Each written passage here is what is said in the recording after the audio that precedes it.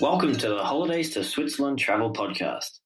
Your host is the founder of holidaysto-switzerland.com and the Switzerland Travel Planning Facebook group, Carolyn Schonefinger. On this podcast, Carolyn will be joined by a variety of guests who share their knowledge and love of the country to help you plan your dream trip to Switzerland. Hi there. I'm really looking forward to today's episode. It's a little bit different than some of the other episodes so far. Why, you might ask? Well, for starters, there's an Australian and a Scotsman discussing Switzerland. How did this come about? Well, let me tell you. My guest today is Alan Ramsay.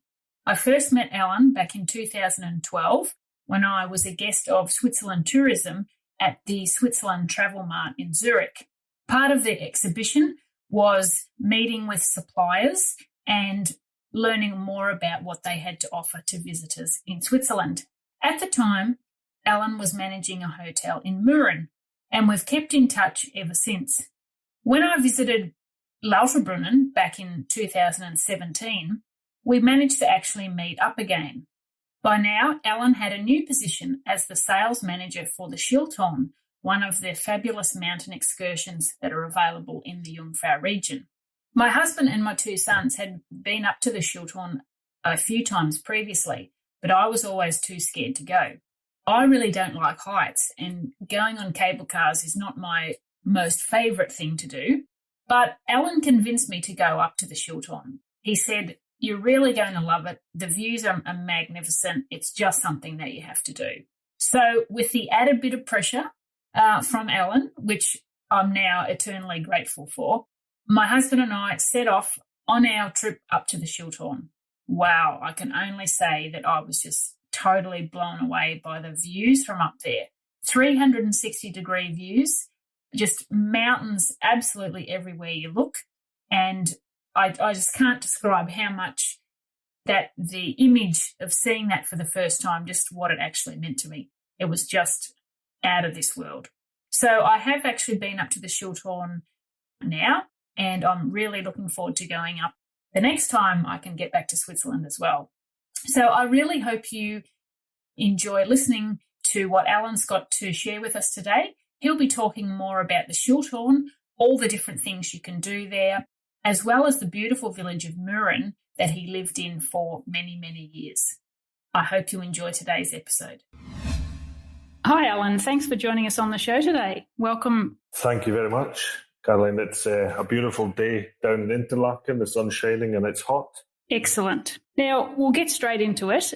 The Jungfrau excursion has been discussed in previous episodes of the podcast, but another really worthwhile excursion in the region is to the Schilthorn. So, in a nutshell, can you tell us what is the Schilthorn and what makes the trip there so special? So, in a nutshell, it's the perfect half-day alpine mountain excursion in the Interlaken Jungfrau area with incredible 360-degree views and some great James Bond action.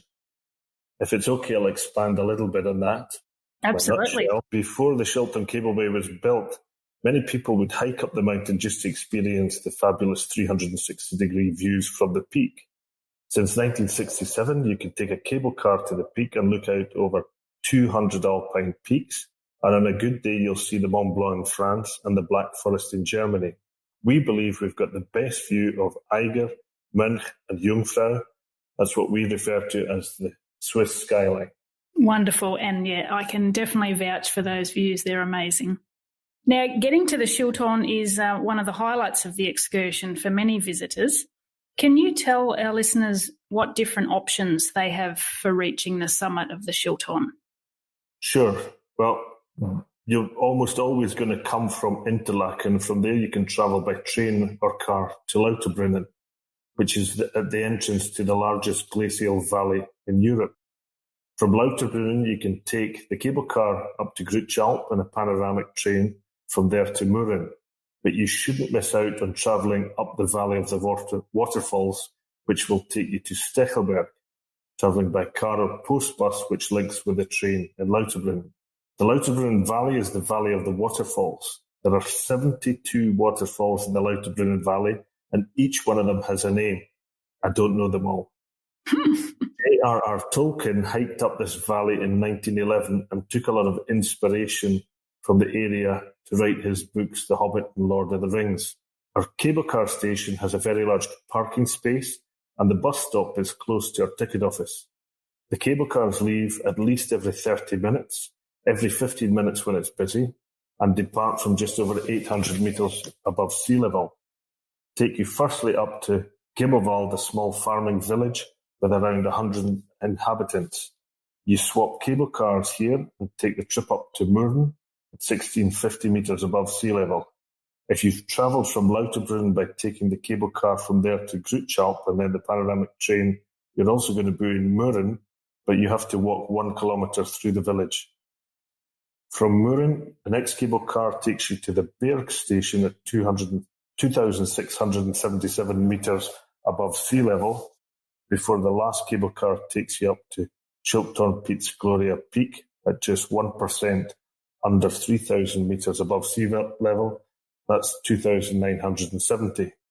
So there are 4 stages from Stechelberg up to the Schilthorn, 3 changes, which sounds complicated, but it's actually very simple. Very smooth journey all the way. Just like all the Swiss public transport, it's all precisely on time all the time. Clockwork. Are the cable cars and trains open all year round to get to the Schilthorn? We usually close for 5 days in the last week of April and 4 weeks in autumn, between the second week in November and the end of the first week in December, roughly. However, this year, since we were forced to close the mountain on the 14th of March, we managed to carry out almost all of the maintenance work during the height of the pandemic, so we should only close for a couple of days in the autumn. We reopened the cable car operations from Merren to Schilthorn on the 6th of June. The Steckelberg to Merren via Gimmelwald remained in operation throughout this period, and Merren was always accessible by our cable cars, even during the maintenance work. Okay, that's great. A lot of people visiting Switzerland purchase the Swiss Travel Pass. So is the trip to the Schilthorn covered by the Swiss Travel Pass? The Swiss Travel Pass will get you all the way to Merren free of charge, and from there you'll only pay 50% of the ticket price from Merren to the Schilthorn return. The cost then 42 francs 80 rather than the full price of 108. So that represents a saving of over 60% from the normal rate. Okay, so yeah, it's definitely a great saving if you have the Swiss Travel Pass. You touched on before the James Bond attractions at the summit, and the views up there are just spectacular. But what can you tell us about all the different James Bond attractions, and how did that actually all come about with the James Bond theme? We built the cable car in 1967. The company was running out of money and they were struggling to get the building itself finished. Fortunately, Eon Productions turned up looking for a film location for the 6th James Bond film on Her Majesty's Secret Service, and we were chosen as the main film location. Sean Connery had decided to retire from 007 duty, and his successor was an Australian called George Lazenby. Blofeld's secret hideaway in the film was called Piet's Gloria, and we've kept this name for the restaurant on the top. This is the world's first mountaintop revolving restaurant. It takes 45 minutes to make a revolution, and most of the tables, you'll be pleased to know, are at the window. We recommend you make a table reservation, which can be done directly on our website. We have an extremely popular James Bond brunch, which starts at 8 a.m. and goes until 2 p.m. We have a huge selection that includes teas, coffees, hot chocolates, fruit juices, and bottomless Prosecco. We also offer the now famous 007 burger over the lunch, and it's got the 007 logo branded onto the bun. Below the restaurant, we've got the souvenir shop and our takeaway area. Another floor down, you will find the Bond World, the Bond Cinema, and our toilets. Bond World is a multimedia interactive exhibition all about the world of James Bond and our film. You'll find many things to do. Our helicopter and bob simulators are extremely popular. The Bond Cinema has a 12-metre curved screen where you can see clips from the film and images from the surroundings throughout the year. No trip to the Schilthorn is complete without visiting our award-winning James Bond toilets. Yes, I did say toilets. In 2018, we won the overall prize in the International Toilet Tourism Awards. The Schilthorn all the way down to the toilets. So I always say, even if you don't have to go, you have to go. Toilet Tourism Awards. I didn't know there was such a thing. Outside, we have the world's first 007 Walk of Fame, where the stars from in front of and behind the camera have left their traces with hand imprints, fist imprints, and a personal story from their time on the Schilthorn. At the end of the 007 Walk of Fame, we've got Beats Gloria View platform, perfect place for panorama shots and selfies with the Schilthorn and our big three, Eiger, Merren and Jungfrau. Further out along the ridge, we have the view lounges, which are like wooden bus stops with seats so you can take in the fabulous view in a sheltered and relaxed spot. Definitely plenty to do up there at the summit. So what about at Berg Station, the station just before Schilthorn? There's also some exciting things to do there. There sure are. At the Berg Station, which is just the one down between Merren and Schilthorn, we built the Skyline Walk in 2014 and the Thrill Walk in 2016. We also have a bistro and a lovely sunny terrace. The Skyline Walk's a large platform that sticks out dramatically over the edge of the cliff. It has a see-through floor which you notice as you descend the steps onto it. It can take over 100 people and offers fabulous views to Merren, the Swiss skyline in one direction, and to the Schilthorn Beats Gloria in the other. If you feel comfortable here, you should move over to the Thrill Walk. This starts at the back of the sunny terrace and takes you down a pathway that hugs the cliff below the Skyline Walk and under the cable car cables. Here you can enjoy a tightrope walk, perfectly safe. A glass flooring, also safe, and a tunnel made from wire with amazing views into the void below. Great. So how long would you recommend for someone to allow for a Schilthorn excursion? Well, we say it's a half-day excursion from Interlaken. You're needing an hour to go up, an hour to go back. 2 hours in the mountain, you've got time to have a bite to eat, see the things at the top, and enjoy half an hour on Berg. So I would say from Interlaken, 4 hours minimum, but you can obviously spend all day there as well. Mm-hmm. You can get out to Berg, you can get out in Merren, go for a hike, check out the village, come back, and even get out in Gimmelwald and have a short walk round there. So you can turn it into a day excursion, no problem. Okay, that's great. Now, I'd also like to ask you about Merren, as I know you lived there for many years. For some visitors, the village will just be a stop, as you said, on their way to the Schilthorn, but it's also a great place to spend a few days. So in your opinion, what is it that makes Merren a great holiday base? Well, Merren holds a very special place in my heart, as I originally went to Merren to spend a winter ski so I could ski cheaply, since I'm a Scotsman. I wanted to save. However, I fell in love with the village and I fell in love with the Schilthorn. I even fell in love with Switzerland, and yes, I also fell in love with a Swiss girl. She's now my wife, and it's been a very long winter season as I've now spent 30 years around here. We have 2 daughters that were born in the hospital in Interlaken, which is where my youngest daughter is in her second year of a 3-year apprenticeship, and they were both brought up in Merren. It really is a beautiful village, which is perched on a cliff with an 800-metre drop to the valley below. It has only 400 inhabitants.